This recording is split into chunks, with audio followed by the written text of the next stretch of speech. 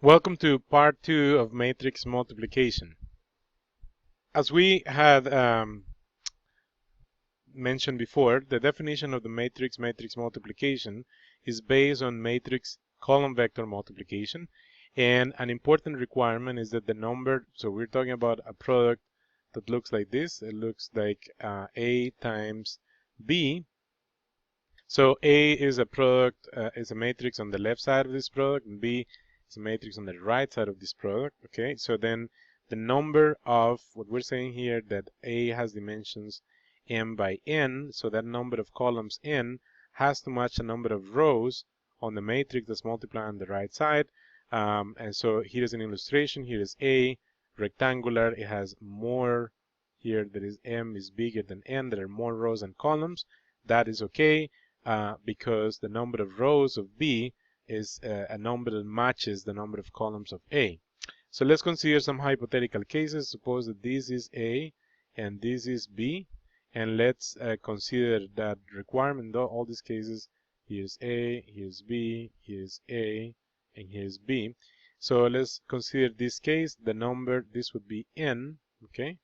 And well, it doesn't matter what is the letter, but this would be the number here. This is the number of columns in that matrix A, and you can see how this number of columns doesn't seem to match the number of rows, right? If we try to draw some stick here, vertical stick, with the same length as the number of columns, there is no match. So this here is a no. This is a no go. They cannot be multiplied.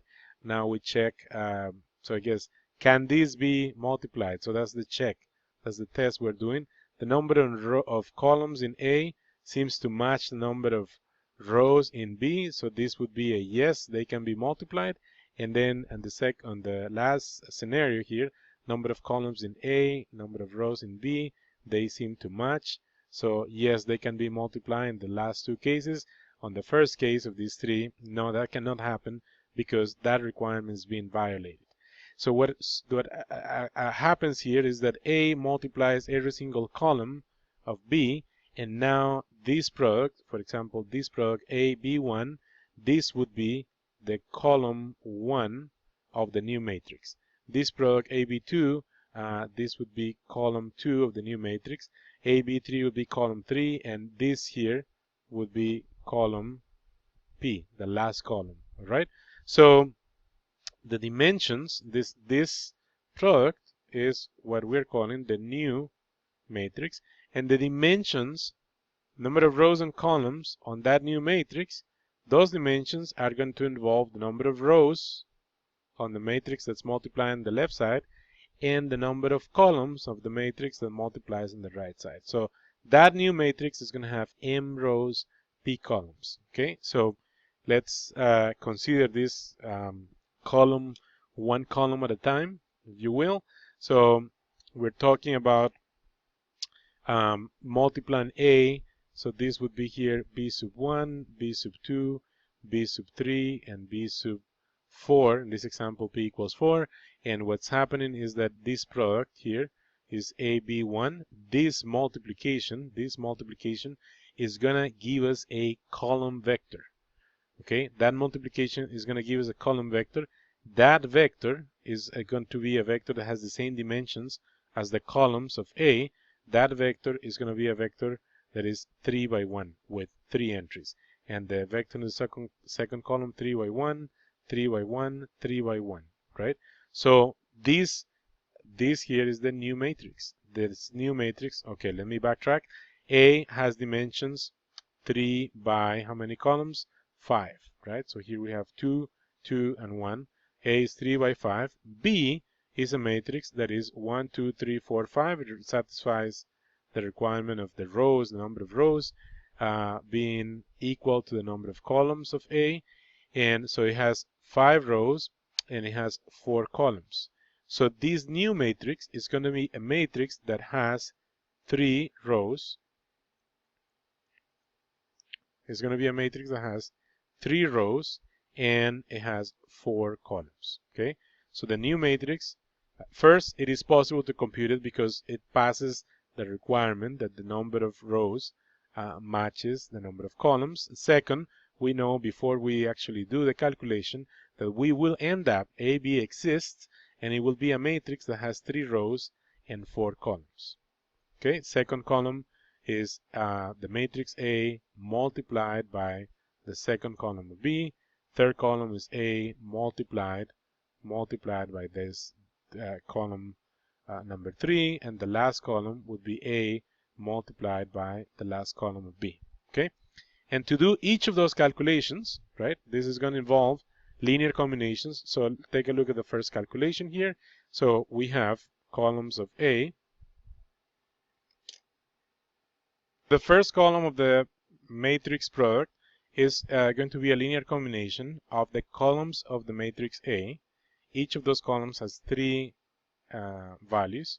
Okay, and so this product is going to be a linear combination. Here the matrix, the columns of the matrix A, and then these values are going to appear as scalars, right? So here is 1, here is -1, here is 1, then there is 6, and then there is 1, right? So all the values as entries on this column, the first column of B, are appearing as the scalars in each of the scalar vector multiplication of this linear combination. And so this will give you a vector with 3 entries.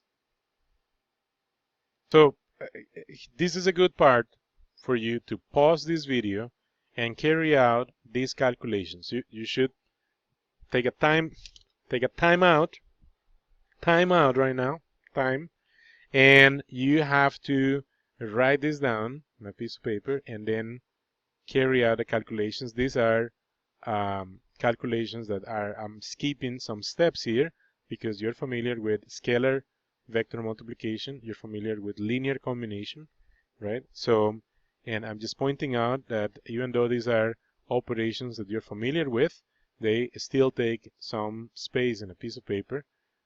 These are calculations that merit, the arithmetic here is not too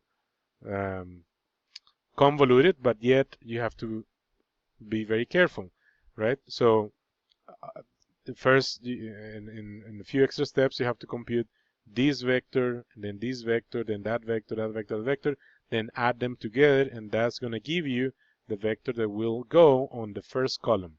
Okay, the vector will go on the first column. Then you're going to do something similar for the product A times B2, and similar for column 3 and column 4.